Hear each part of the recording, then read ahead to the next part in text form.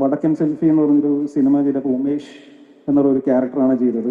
അപ്പോൾ അതിൽ റീൽസ് ഇടയ്ക്ക് ഇങ്ങനെ പൊങ്ങി വരുന്ന കാണാം. അപ്പോൾ അതിനകത്ത് ഞാൻ അജു വർഗീസിൻ്റെ അടുത്ത് പറയുന്ന ഡയലോഗുണ്ട്,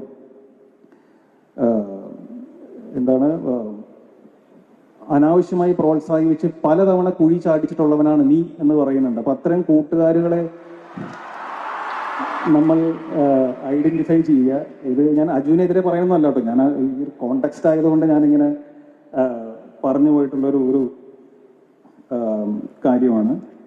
അപ്പം ഞാൻ വീട്ടിൽ പലപ്പോഴും ഫോണിൽ സംസാരിക്കുമ്പോൾ അല്ലെങ്കിൽ അല്ലാതെയുള്ള സംസാരം വരുമ്പോൾ, സിനിമകൾ ഇറങ്ങുമ്പോൾ, പ്രൊമോഷൻസ് വരുമ്പോൾ എല്ലാം മകൻ എന്നോട് ചോദ്യം ചെയ്യാറുണ്ട് പല കാര്യങ്ങൾ. ഇതെന്തുകൊണ്ടാണ് ഇങ്ങനെ സംസാരിച്ചത്, എന്തുകൊണ്ടാണ് ഇങ്ങനെ സംഭവിക്കുന്നത്, ഇതെന്തുകൊണ്ട് ഇങ്ങനെ സംഭവിച്ചില്ല എന്നുള്ള ചോദ്യം ചെയ്യാറുണ്ട്.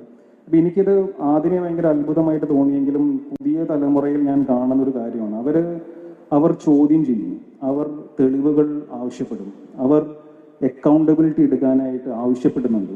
അപ്പോൾ ചോദ്യം ചെയ്യുന്നിടത്ത് നമുക്കൊരു കിട്ടുന്നതൊരു ധൈര്യമാണ്.